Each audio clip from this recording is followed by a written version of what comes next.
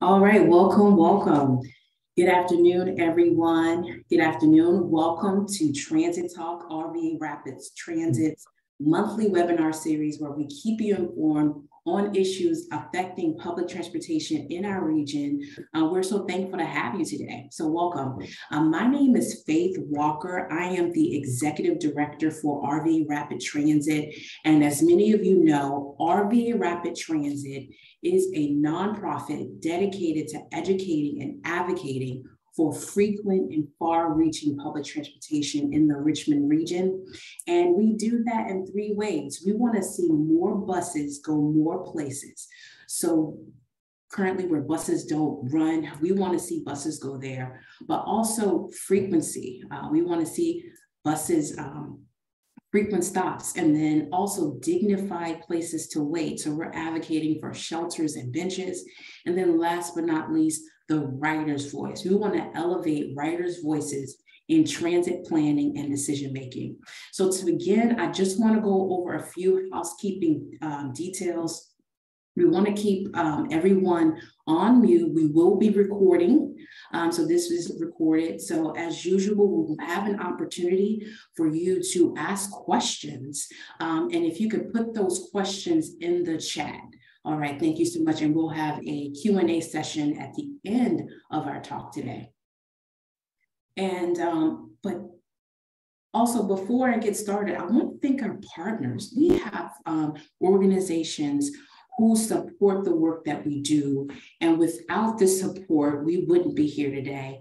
I want to say thank you to Bon Secours, the Energy Foundation, the Virginia Department of Health, and you. There are so many of you who give monthly donations, and so we greatly appreciate you. And also there's so many of you who have volunteered their time. We appreciate that as well. So, but before we get started, I want to make sure that we turn it over to our programs and communications manager, Richard Hankins. He's going to give us some transit news for our city. Go right ahead, Richard, take it away. Hi, everybody. Like Faith said, my name is Richard Hankins. I do programs and communications here at RVA Rapid Transit, and I just wanted to catch you guys up on a little bit of news. First off, we have a new board member, Haya Braxton, who has previously been on our board. She works for the Richmond Office of Community Wealth Building, and she's also a complete development guru. She's done development for over a decade. So we're really happy to have her on board. And we also have a cohort of transit ambassadors who a few of them are on this call. So hello, everybody. As you can see in the picture from left to right, we have Sarah, Julian, Diana, and Stephanie. Sarah, Julian, and Stephanie are focusing on canvassing and bus rider engagement. They're really turbocharging our Rider's Voice program. And even just a couple weeks into their tenure, they have already really done some great work, gotten some great comments. So great job, guys. And we're really excited to see that evolve. Diana is more of a research brain, and she is delving deep into the research for our State of Transit report. So we had our first one come out about a year ago, and so keep an eye out in the next month or two for this year's transit report. So we're so happy to have all four of you, and thank you.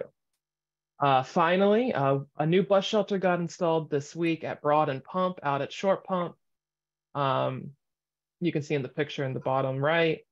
We're really happy to see that because the 19, which is the route that goes from Willow Lawn up Broad Street to Short Pump, is the second newest route in the system, and for us to finally get some actual infrastructure is awesome. So go Henrico, go GRTC, and we're really happy to have you guys.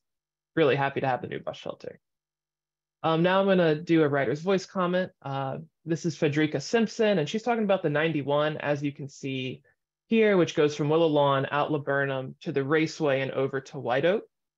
This is one of the routes with the least amount of frequency in the system. And here she is speaking on the 91 frequency and also looking at transit regionally.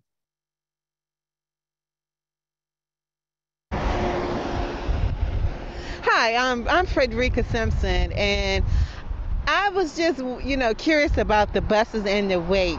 Like the 7A, those are my main buses, and 91 goes all the way out to like Glen Allen. I think it is kind of ridiculous to wait an hour or you have to either get up an extra hour or worry about being late when you catch the 91. The 7A, that takes you all the way downtown. Usually I have to catch the 7A to get downtown and ride the Pulse all the way to Willow Lawn, and from Willow Lawn I get the 19 to get to Glenside, so Glen Island. So I think it's a bit of a much. I'm a walker, but it's just taking a bit of wear and tear out of my feet right about now. And Stoney, hey, this is Frederica. I was just wondering, what could we do? We're in the county now, and we're working on 91, bus 91, and 7A and 7B. It goes to the airport. So I was just wondering if we could speed up the process time for people who have to get to work and don't work in Highland Springs like Glen Allen. Awesome. So that's just one small snapshot of a Rider's Voice experience out in Richmond. So we just wanted to share that. Thank you guys, and I'll turn it back over to Faith.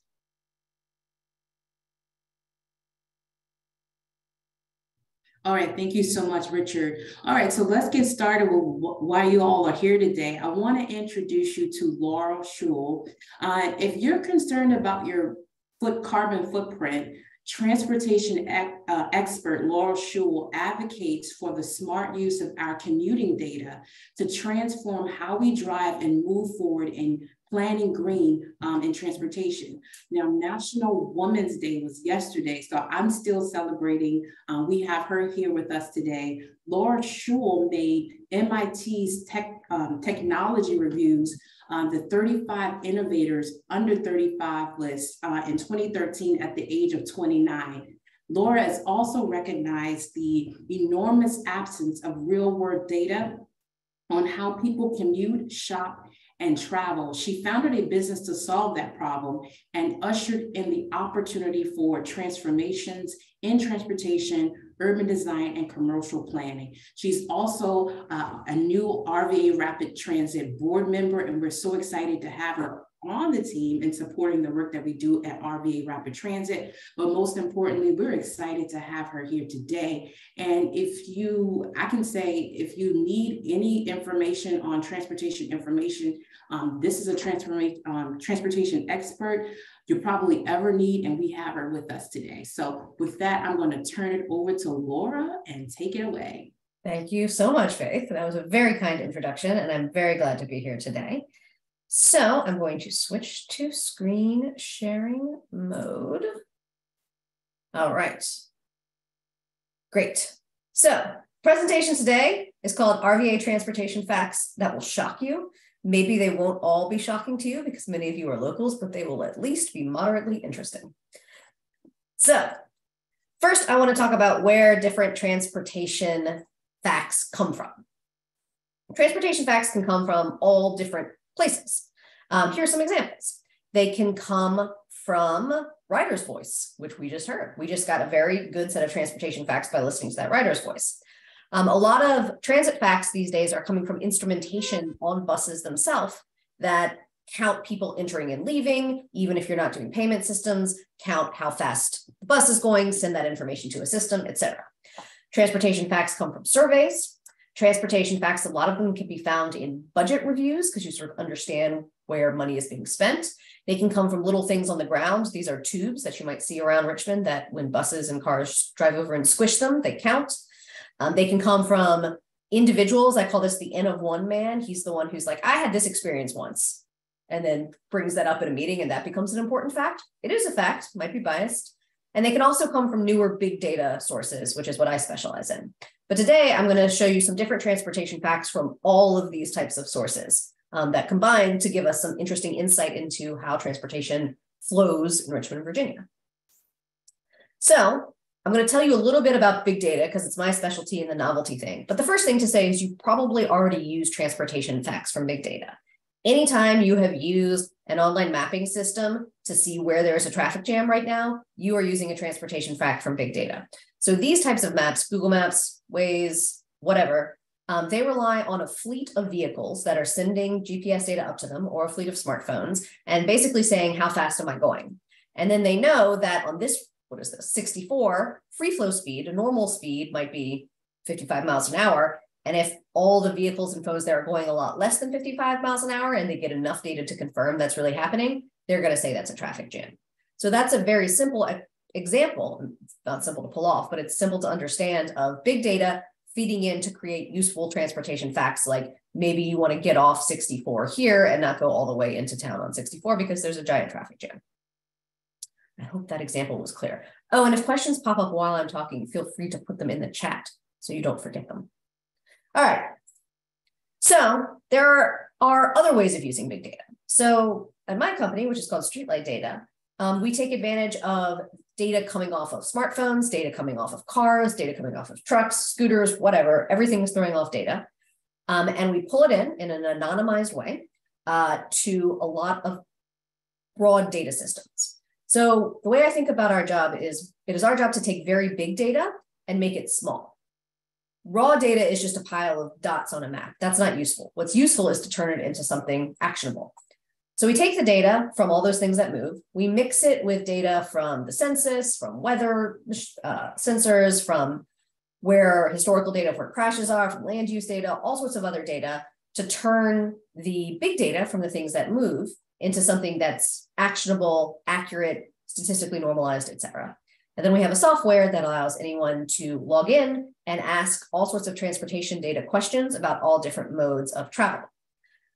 One of the main things we do is we take this data, which is de-identified, so there's no ever what's called personally identifiable information in the data that comes in, but all the data our software puts out is highly aggregated in a way that you cannot deduce the movements of any behavior of any individual or small groups of individuals from our metrics. So our tool provides a transportation analytic service, but it also provides a privacy protective service to let us take advantage of all the important things we can learn from this data without compromising individuals' privacy.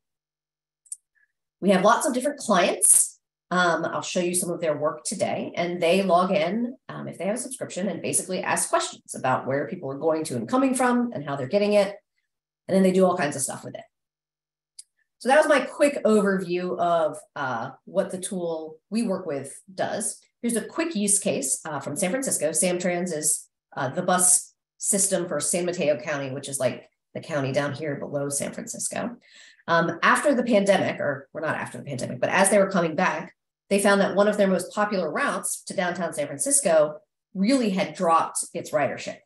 And they thought that maybe it was because people weren't commuting anymore, or maybe they were and they were commuting different times, and they were facing some expensive decisions. Do we move the bus route, which is super expensive?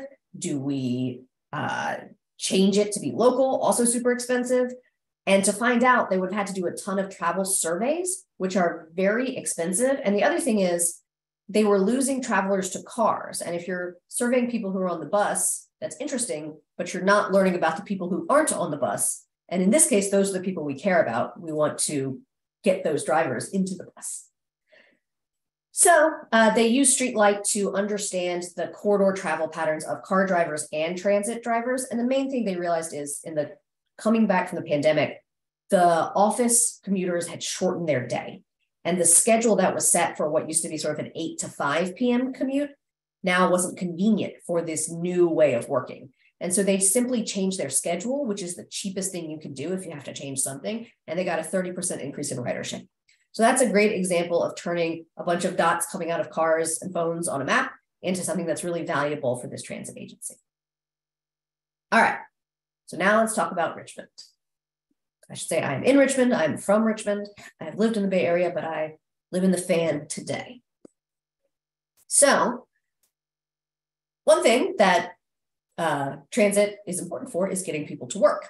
So I started playing with an employment hub that employs all types of workers, which is the VCU Health Center. All type of workers at all types of salary levels, hugely important as a workplace, and is also very important, obviously, as a place to get medical attention. So I zoomed in, you guys, if you're from Richmond, you know this part, to this part of the city, and I drew it as a zone in our tool. And I said, okay, first question, for people who work, only for people who work in the VCU complex, where do they live? So if you see a big red tower, that means a lot of people who work there live in this little cube of Richmond, and the smaller and bluer the tower gets, there's still workers who live out here, and enough that they're aggregated enough to show up in our privacy protective analytics. and they're commuting to that VCU place on a regular basis, multiple days a week. So the first thing you see is, yes, there's a concentration downtown, but people travel a long way to work at VCU. And I could have zoomed out the map even more and show you even a few more blue dots, but it's sort of obfuscated the visuals. So that, to me, I don't know if that's shocking, but I think that's really important to know, is that we have people commuting multiple cities to get to this downtown workplace. And that is important for the economic performance of our region. And also, you burn a lot of miles and a lot of gas if you're commuting. Where's Petersburg? Where's this? This could be like 40 minutes each way. That's a lot of carbon emissions for a commute. So this is it zoomed out. You can see people commuting from the Northern Neck all the way from Northern Virginia. Now there's reasons. Maybe this person is a family where the other person works in Washington, D.C. It may make sense, but this is a heck of a commute. So then I also organized it by time. So down at the bottom, you see the people who have to commute less than 10 minutes. That's good. But this is a long one-way commute. Like, this is a lot of people doing more than 30 minutes each way to work at VCU. That's kind of sucks. I mean, who wants to spend more than an hour of every single day in a car? And I should say I'm only looking at car commuters right here. That's something that could be improved. So one question I asked, as Richard was talking about, we've done a lot of advocacy for extensions to the GRTC routes. So I took that same map that was all pretty and colorful, and I just sort of changed the mapping orientation. So now all the work zones are in orange. All the full purple streets or lines you see are the existing GRTC routes. And the dotted lines are the extensions that are planned for the next, I believe, 10 to 15 years.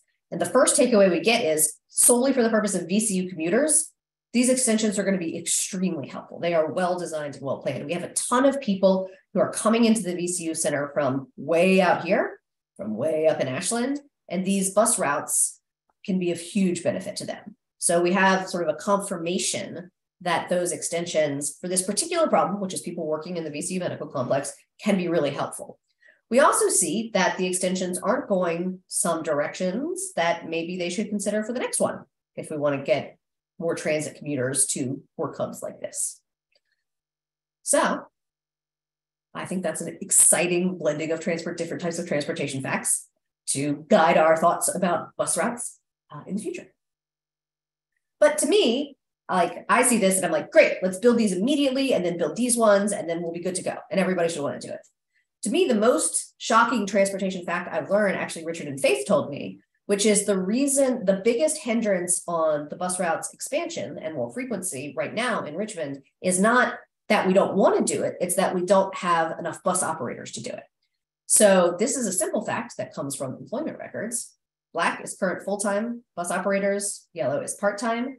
Just to get to, we still don't have enough to get to pre-pandemic service, and to hit our expansions, we need a lot of new bus operators, and it's hard to hire and retain those bus operators. So to me, who's been advocating for all kinds of sustainable transportation for a long time, I have this assumption that, oh, it's the political will, we gotta change the minds. And this was one of the most important things for me to learn recently, is the limiter is something that I wasn't expecting. And if you want to support sustainable transportation, there's a whole lot of ways that we won't get into to add more bus operators to a staff. That's a different lunch and learn.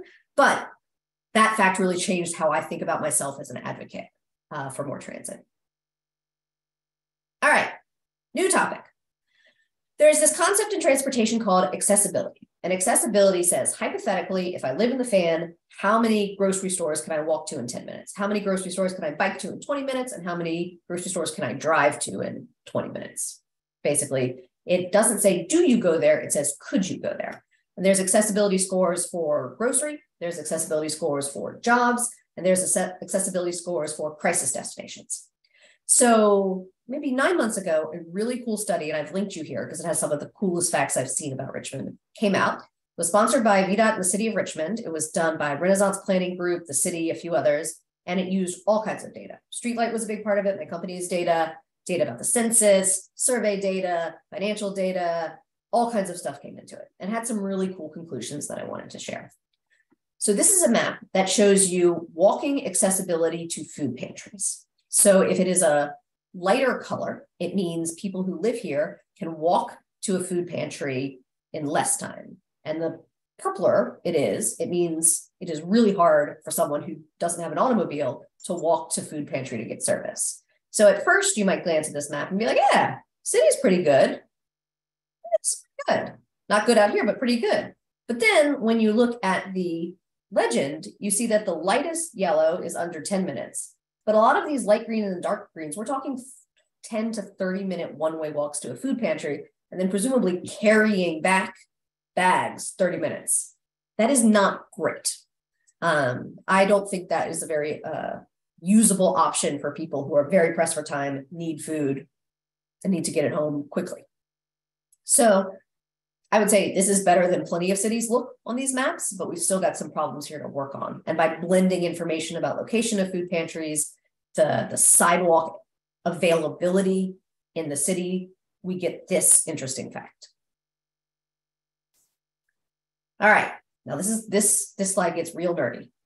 So this slide compares accessibility for low income and high income Richmonders. So basically what it says is for jobs, shopping, fun things to do, health access, schools, and other community activities, how do these two groups compare? So basically, if the bar goes above the line, it means low-income people have better than average access to this thing. And if the bar is below the line, it means that low-income people have worse than average access to things. So for automotive accessibility, we see that for schools, low-income Richmonders have better accessibility than the average Richmonder to get to a lot of schools, but they have worse access to social activities and worse access to shopping, health and jobs look about the same. So we see that for automotive, bike, transit, and walk. And what's interesting is it's in walk where we see a really big impact, where we see those lines get bigger, where the low-income folks have much less access to jobs, to health, et cetera, than the higher income Richmonders. And that means, especially if they don't have cars, that they're going to be reliant on transit, which is why transit is so important. So this top row shows basic accessibility. This bottom row is a different statistical way to measure it, where basically if you have to walk 20 minutes, it gets less good scores than if you have to walk 2 minutes. But all in all, this isn't that bad a graph in terms of high income versus low income. Like this makes the city look reasonably equitable compared to other cities you could look at. But then if you cut it instead of income by race, you get a very different story. So what this shows is non-white versus white Richmonders. And again, if the bar is above the line, it means non-white Richmonders have better than average access. And if it's below the line, non-white Richmonders have worse than average access to the thing. I hope this isn't too confusing. Basically, what this shows you is while on income things look decent, on race they look very bad. And a conclusion from that is if you take a low-income white Richmonder and a low-income Black Richmonder, the low-income Black Richmonder, even though they have the same income, is going to have way less access to all goods and services for pretty much every mode of transportation: car, bike, transit, bus. And that's an important sort of way to think about facts, which is the way you cut the numbers can tell a really different story. And a lot of people, when they're talking about equity, will automatically use income as the way you organize for equity. This shows the importance that you have to organize it by income and race, or you're going to miss a really important part of the story. I can come back to this confusing chart in the Q&A if you have further questions. All right. So this is a place in the same report where they mixed in data from my tool, StreetLight, with all sorts of other data. And basically what it shows you is we see expected use of walk mode. So you expect walking to be high, where you have lots of sidewalks and lots of places to go. If the area is red, it says, given the infrastructure there, we are surprised that so little walking is occurring. And so if you're a city planner, you might want to dig in. You might want to say like, okay, well, why? Like, is there some like safety issue that people don't feel safe walking, either because they feel like they're going to hit by a car because the cars are going really fast, or they don't feel safe from a security perspective? Why? This allows the planner to dig in and ask more. This is the same map for bikes. And what's really interesting is the red zones aren't in the same places. So this kind of looks like the fan is biking is lower than you'd expect. For walking, fan's doing great. And lastly, for this group, particularly interesting, this is the transit module. So the red zones here show where, given the infrastructure available, there's less transit utilization than we would expect. And in the green zones, of course, there's more transit utilization given the available infrastructure than we would expect. So these don't answer the question, but they tell you which questions to dig into if you're somebody looking to change use of bike, use of pedestrian modes, and use of transit modes in the city. All right. So City of Richmond and VDOT are heavy users of our tool at StreetLight. And I should say StreetLight is now owned by Jacobs, which is another big employer in the city. Another one of our clients is Friends of James River Parks, which is the James River Park System Support nonprofit. And you wouldn't maybe think that a park would be a major transportation data need place, but it is. Because the James River parks are very porous. It is very hard for the park system to know how many people are coming, where they are coming, what they are doing once they get there. And that data is important for several reasons. One, to get grants, if you're a park system from the state, from nonprofits, you have to have data about like how great your park is and how many people are using it. So that's one really important reason is grant getting. And the second reason is if you are thinking about where to prioritize trail maintenance, where to add new parking lots, maybe where to encourage a new bus stop to get people to the park, you want to know where in the park they are starting. So this map shows you for a typical weekend, which is the most relevant for the parks, across the weekend day, for only people who are coming in bike and pedestrian modes, or who are using bike and pedestrian modes, where do they come into the park system? So you can see it's concentrated here. I think this is Browns Island. Not surprising, but you see it all throughout the park. And so this will help them understand how many people are coming on a typical weekday, which is 38,000 people, which is a lot, and where are they concentrated. But to me, one of the most interesting facts, I don't know if it's shocking, but I was a little surprised, is how many of the people coming to the park are not from the immediate metro area, Richmond, Henrico, Chesterfield. Which is the home location of the devices there, is about a third. And that means that this park system is of huge benefit, not just to like Metro Richmond, but to the whole large region. And when you think about ways to make this park something that is accessible to many counties around us and to tourists, you might think about some different transportation options to get there. And you might think about maybe if you were applying for a grant, you could prove that the park is having a positive impact on tourism, and maybe that might make some money available to you if you're advocating for your park that wouldn't otherwise be available. So that's a cool use case of how parks need transportation data. And I will say this is a very common client for StreetLight. All the national parks are customers and many other local park systems too. It's one of our big client bases that took me by surprise. Like when I was planning the business, I didn't think this would be a big thing for us, but it is. All right, so lastly, I just looked at some overall things in Richmond. So first, I broke Richmond into these little hexagons, and I said, where is there pedestrian activity? Obviously, there's pedestrian activity everywhere because everybody at least walks from their door to their car. I only looked where there's like reasonable pedestrian activity where people are actually walking somewhere. So redder hexagons means there's the most walking here. I did not find this shocking. The most walking is downtown, Colonial Heights, Short Pump, putting up a fight for pedestrian activity, but it's mostly downtown. This is the same map for biking. This surprised me a little more. I mean, biking is a smaller mode of transportation in terms of trips, but a lot of these areas were weaker than I expected. I expected more casual for fun biking to be out here. So that one, I don't know if shocking, was a little surprising to me. And this is the map for where car trips start across the city. Suddenly, Short Pump is as big as downtown Richmond. Again, not shocking, Midlothian and Colonial Heights coming up hot.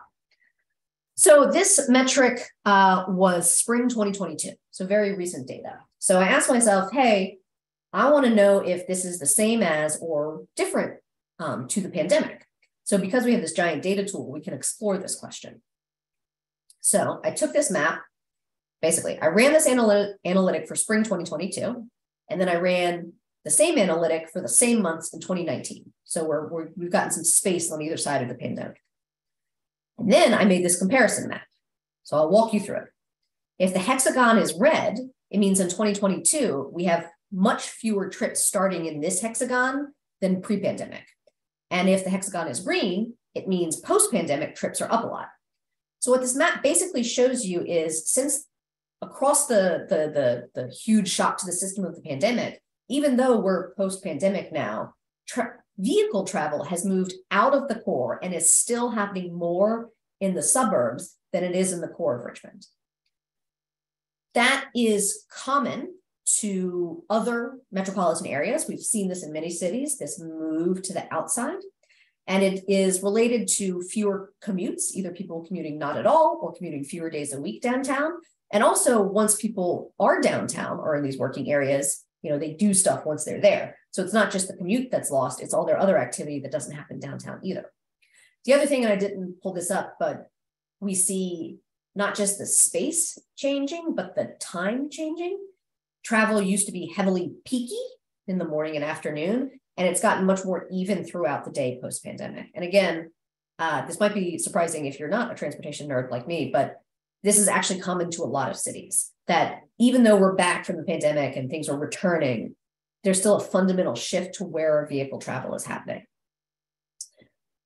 So this also shows you the length of the trips. So again, differently this time, if the hexagon is red, it means the average vehicle trip is shorter than it used to be pre-pandemic, and green means it's a lot longer. And so if you combine these two things, you're saying there's more vehicle trips happening on the edges in the suburbs, and those trips tend to be shorter. People are doodling around the suburbs, doing what they need to do, and not doing these longer trips as often into the city or way out to wherever. So I think that's surprising, because a lot of people assumed that because a lot of their life is back to normal, that transportation is back to normal. That is not true. In terms of what it means, in that first example, I showed you that the extension plans for the GRTC are dead on in terms of what we need to get employees to some major centers, and that's still true. But when we think very long term about the detailed plans for how we want to invest in transportation for Richmond to make it less carbon intensive, more equitable, which are the things I would like to invest for, what we assumed we needed to do 3 years ago may not be true anymore. What we may need to think about is, and this is outside of GRTC's window, but local circulators in the exurbs might be more impactful for getting people out of their cars than even more sort of massive commutes between the city and the exurbs. Probably we need both, but the balance between how many miles you can displace, how many services you need to get to with bus trips, the map is changing. And when you think about where to invest in bike infrastructure, these are a lot of really short car trips tootling around in these areas. These are things that, if there was bike infrastructure, might be very bikeable. So this shift, again, which is common amongst not all, but many cities, of trips moving out, evening throughout the day, and getting shorter in the exurbs, the suburbs, that is a real fundamental shift to all of our assumptions that go into all of our investment models around transportation. And what we're trying to do at StreetLight is to hammer into people who make decisions that things are different. You can't just rely on your old rules of thumb anymore, and to be data-driven when you're making those decisions. Those are all the facts I brought. I know some of them were very complicated visual facts, but I'm happy to answer questions or go back to any of those. Ooh, there's lots of chats. Let me open it up. See if there's any questions. Laura, Faith and Richard, if you want to point me to some questions. Faith, Richard, and Laura, this is Stuart. It's my fault, all the chatter. Oh, sure. Richard will pull out the actual questions for you.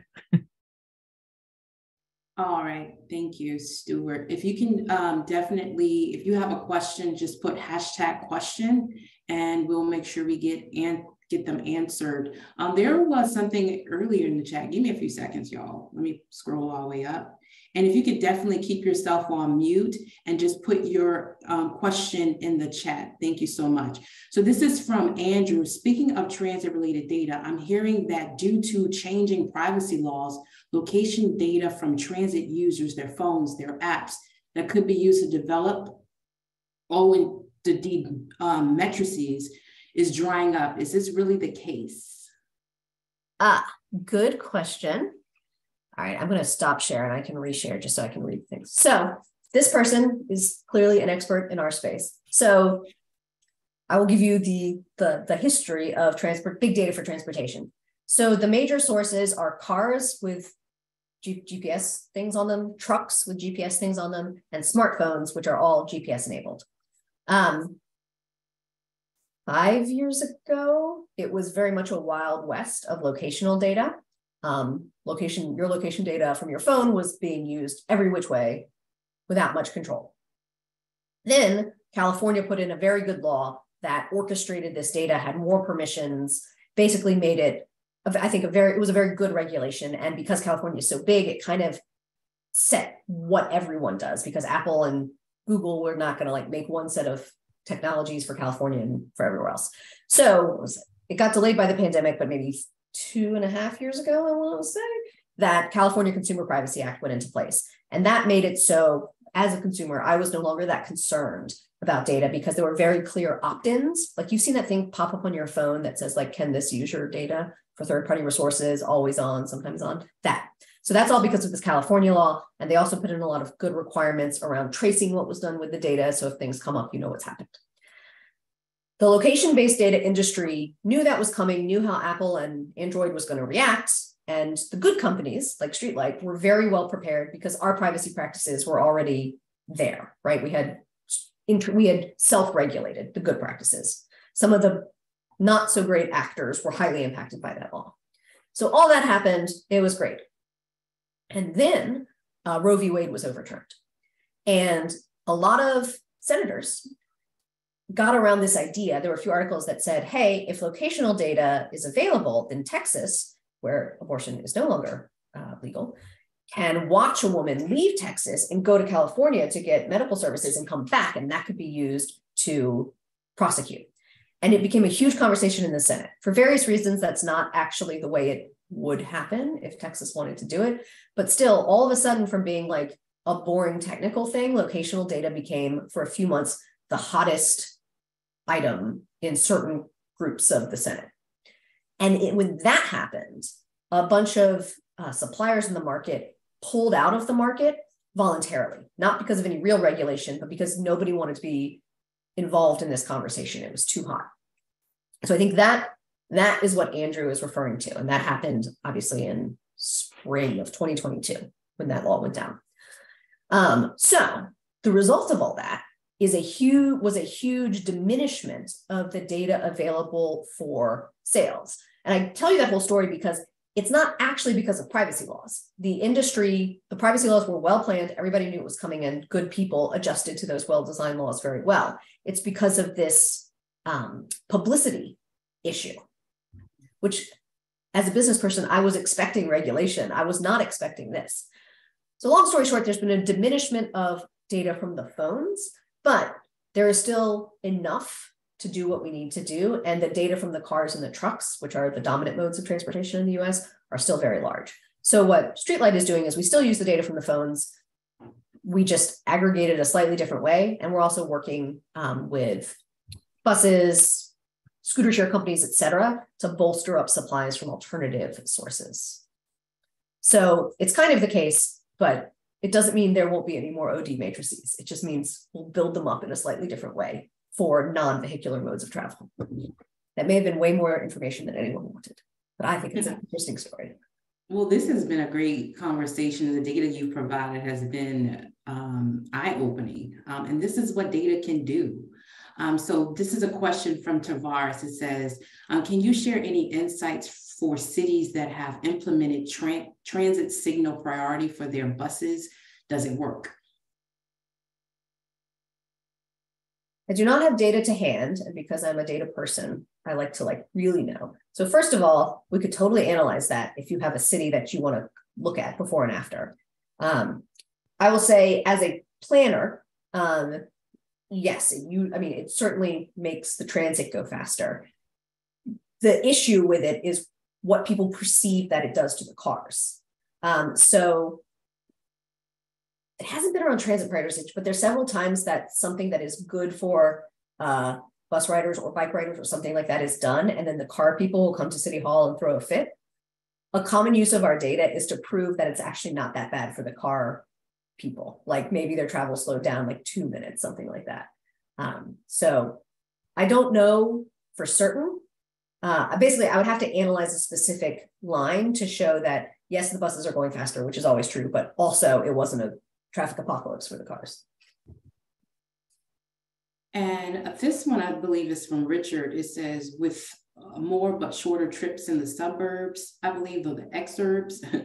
Would this demonstrate a need for microtransit? And I think you kind of touched on this a little bit. Yeah, and Stuart is soon calling the microtransit program. And Stuart brought up an important point, which is, so short answer is yes, Richard, and that's what we see a lot of cities sort of moving to is, do we diversify what we consider our fleet of transit vehicles to have more micro options for that kind of circulator move? Stuart also early in the chat brought up a point, which is, if you live in a less dense place, your transportation carbon impact is going to be bigger no matter what you do, right? Compared to if you live in a city. So on the one hand, those people deserve transit options like anyone else. But in the macro sense, it's also important. I mean, this is about the intersection of land use and housing and planning and the prices therein. And so the fundamental thing we also need to do is densify. Now, you mentioned you were really surprised and shocked about the data surrounding the operator shortage. Is there anything that's at top of your list about transportation data for Richmond right now that maybe you didn't mention or you want to highlight a little bit more? Other things that shocked me? Yeah. Mm-hmm. Well, you told me that fact, and that's why that was the most shocking thing. Yeah. So here's a question from Diana, if you want to think about that, but here's a question from Diana that just popped up. As a non-tech person, is there a learning curve for utilizing and understanding data like this, for using StreetLight as software without someone with a computer science background helping you with it? So I guess it's the average user really wanting to know information. Yeah. So our mission at StreetLight is to make it so that you can use this data and not have a computer science degree. I will say that most of our users who are successful are transportation technical, right? Like they have some professional or schooling in transportation, so they know how to think. As for my company, one of our missions over the next few years is to make the software easier for people who are not computer scientists and not professional transportation people, but still might want to know some facts. So yes, don't have to be a computer science, but we at StreetLight have some room to go before it's easy for non-transportation professionals. Also, I thought of one fact that doesn't shock me, Faith, but like, so when you say you do transportation planning, and you could probably know this, like at a coffee event or like wherever, when you're out and about at a party, everybody wants to talk to you about like, oh my God, this roundabout right here was so dumb. And this, like everybody experiences it and everybody wants to talk about it.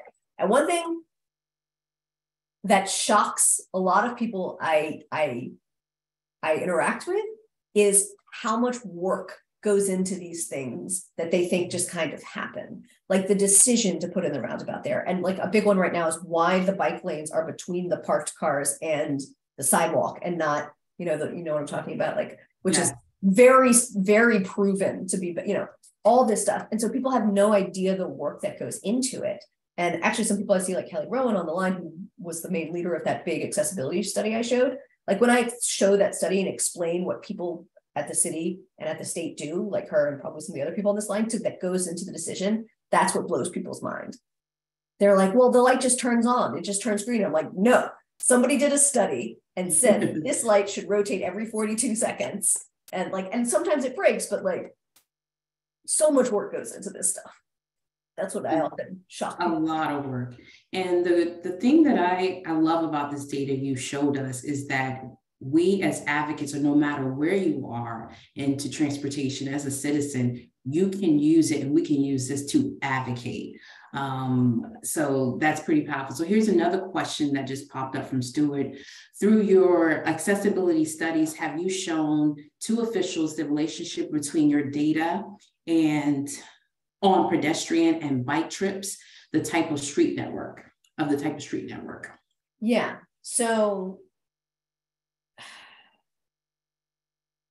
what the accessibility shows is where, by the type of street network, the way it looks at is basically the presence and condition of sidewalks and bike lanes. So that's a high level way of looking at street infrastructure. There's more nuances to like the way the bike lane is and the way the condition of the sidewalk.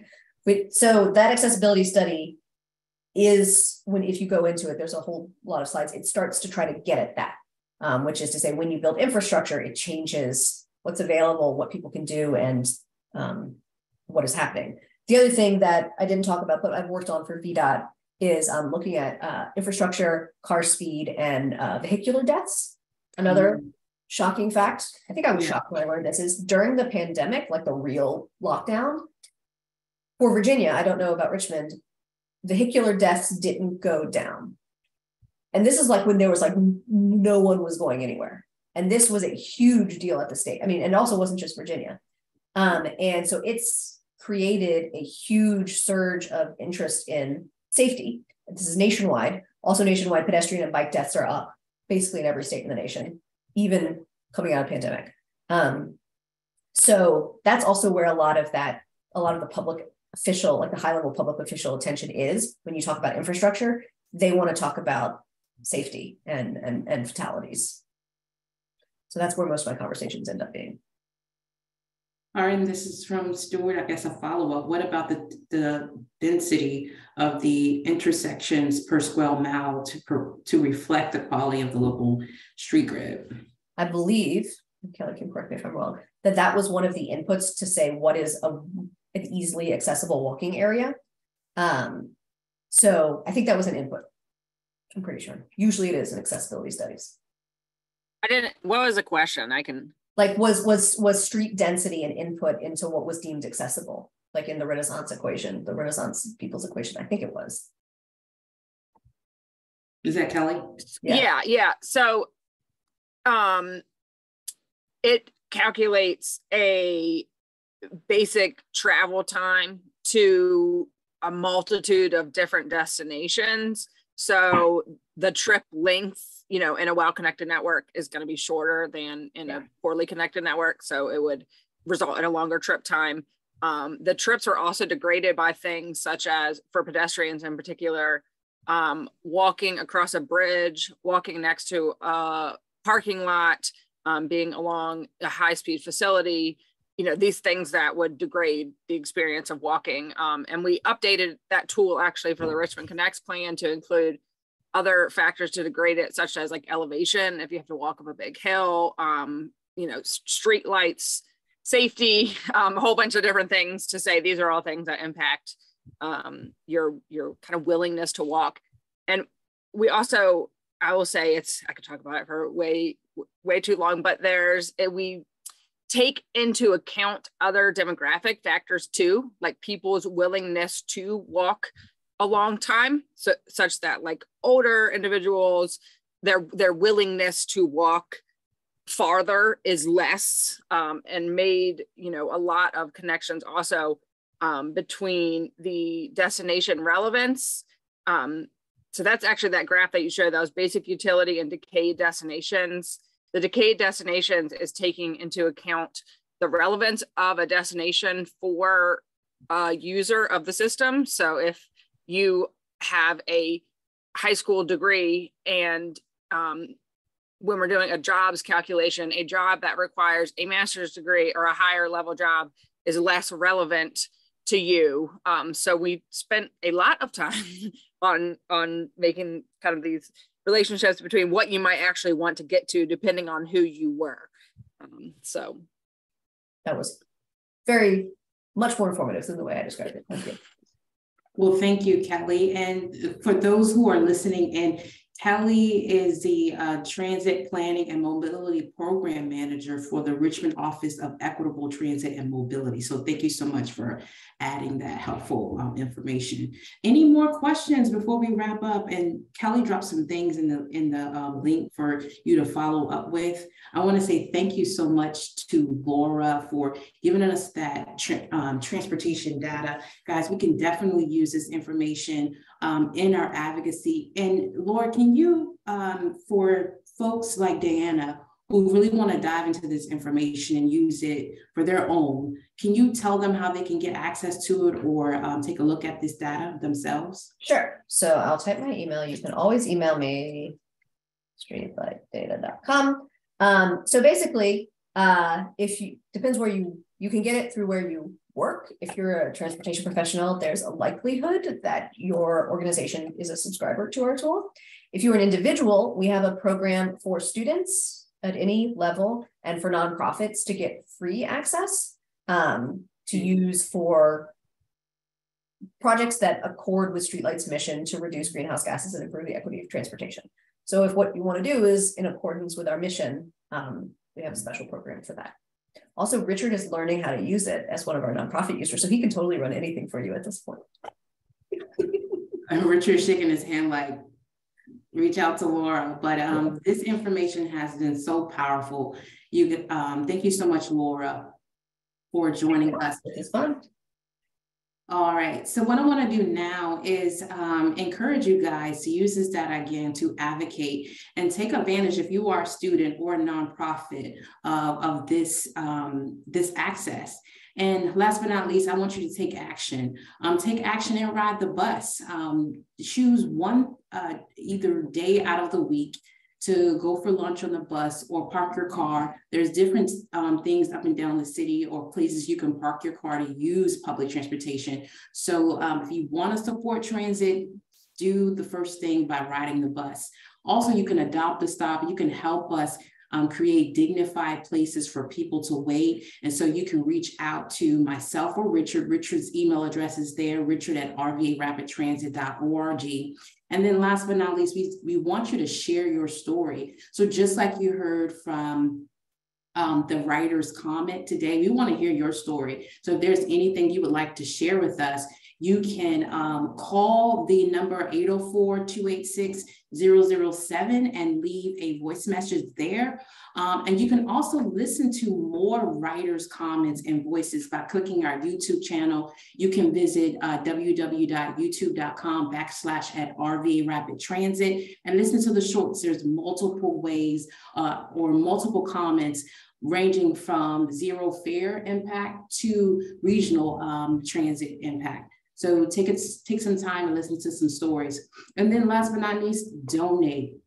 Private donations is one of the things that keeps us being able to provide you content like this. So consider becoming a monthly donor and support the work that we do. You can visit www.rvarapidtransit.org/donate, and that helps us keeping content like this. So thank you so much. And again, follow us on our social media so you can get updates on what's happening next with RVA Rapid Transit and especially our upcoming transit talks. So thank you so much again for joining us, Laura, and thank you for joining us for another transit talk. We'll see you next time. Thank you guys. Bye-bye.